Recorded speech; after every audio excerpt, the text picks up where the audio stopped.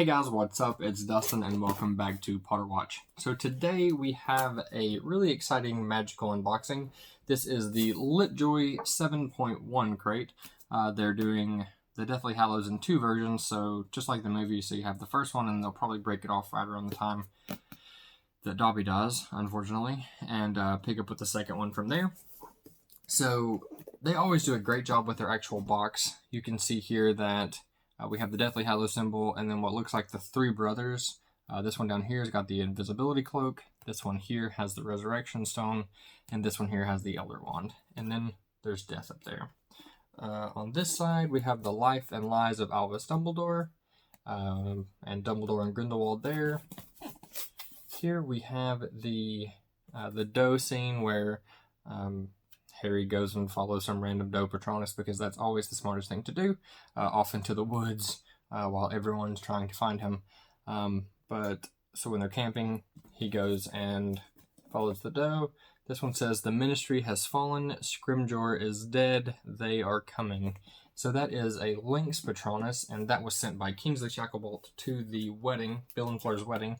And then on this side, we have the Potter's grave and the wreath that Hermione puts there, so sad day. And then the bottom has Creature and the Horcrux, or the fake Horcrux here. So that is what the outside of their box looks like.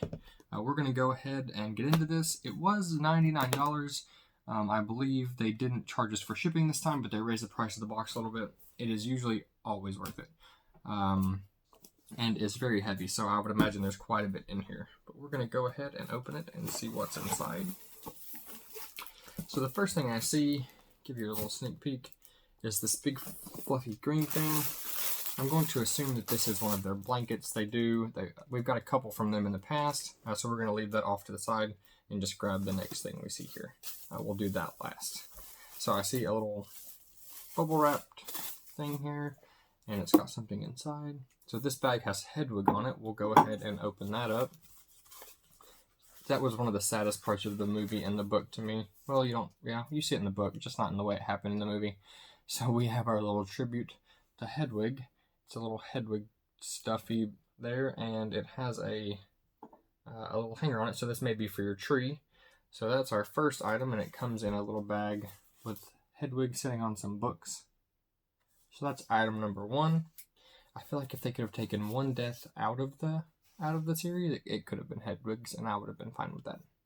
The next thing that Hedwig was inside is a tin camping mug, and on the front it says, "Worst camping trip ever."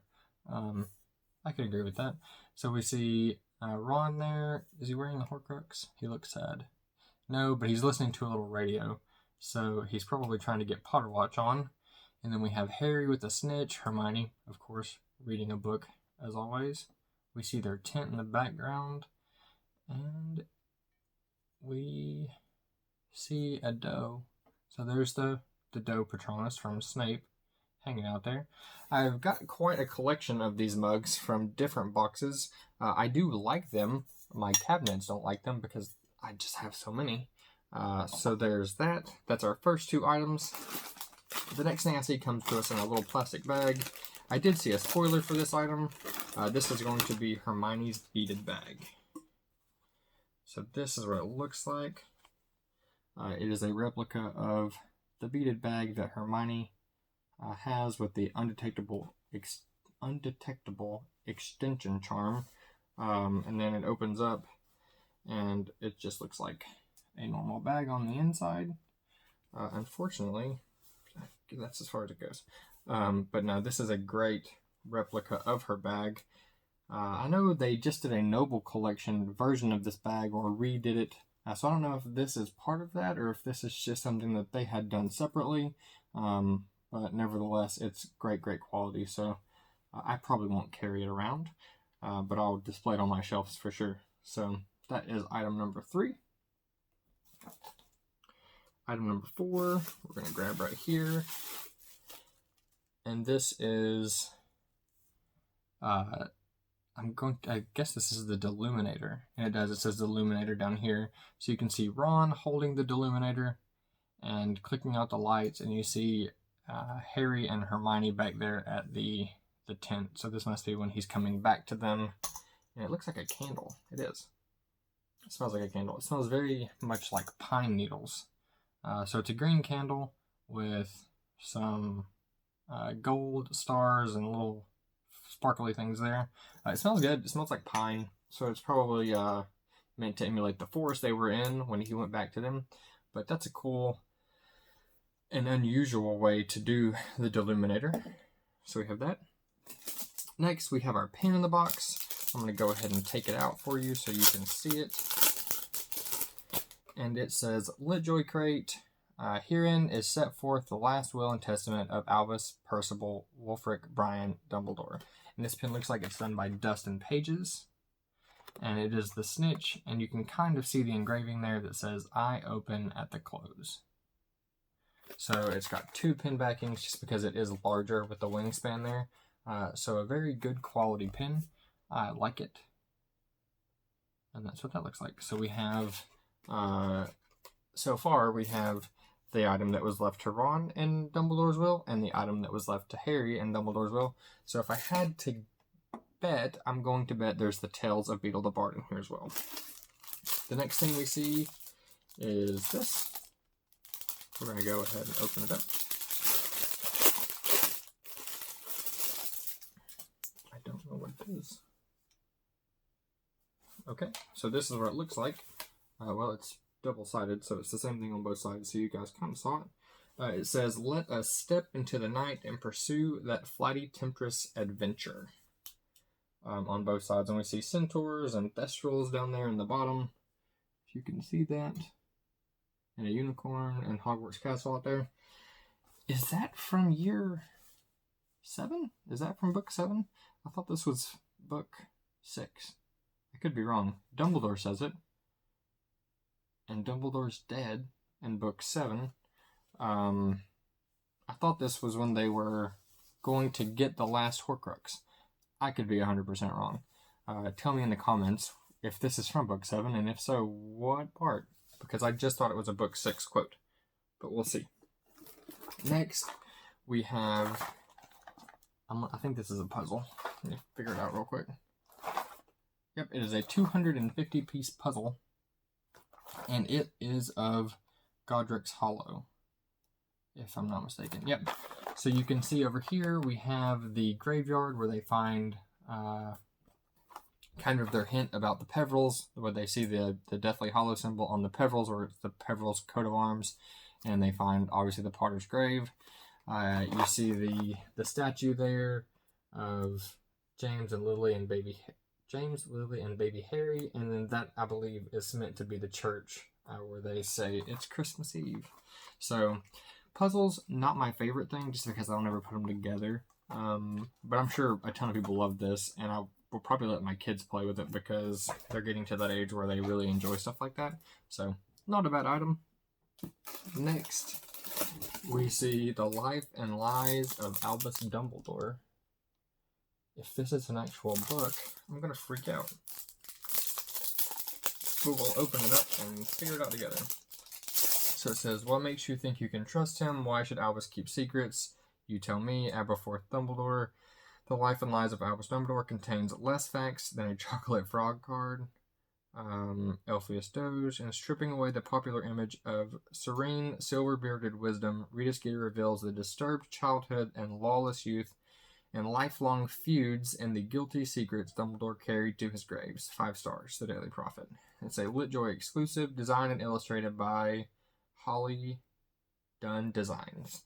So it looks like it's just a notebook, but the quality of that, I probably will not write in this. I'll probably just display it because that looks great. It's a hardback notebook with just lined paper. We've got the Hogwarts silhouette over here with his Dumbledore's grave over here. And then his Patronus, which was a phoenix. Great item there. I really like that. So far, this might be my favorite thing in the box. Next, we have what looks to be socks. Socks are my least favorite thing to get in boxes, just because I don't wear them My wife would disagree with me wholeheartedly. She will take these and she will wear them just because I'm not going to wear plum socks. But this is Keep Off the Dirigible Plums Sunday Socks by Litjoy Crate. We'll go ahead and open it up, because if I don't, she will when she takes them away from me when I get through filming this. And this is what they look like. So they have the dirigible plums on there, and it says Keep Off the Dirigible Plums on the actual socks themselves. So my wife will thoroughly enjoy these, and she stole my Luna blanket out of one of the last boxes, so I don't get that one either. I just pulled a pin out, so it is a Litjoy Crate pin, and that is too cool. So it has water up here, if you can see that, and there's the dough, but on this side there's the sword, and if you lift it this way, the sword comes out of the water, and if you put it back this way, the sword goes back down in the water. So this is clearly right when Harry's about to take the plunge in to get the sword out of the water. That is an awesome pin. It's just a twist top, so you twist the top because it's a twist top, and the pin comes out. But that's genius. I love that.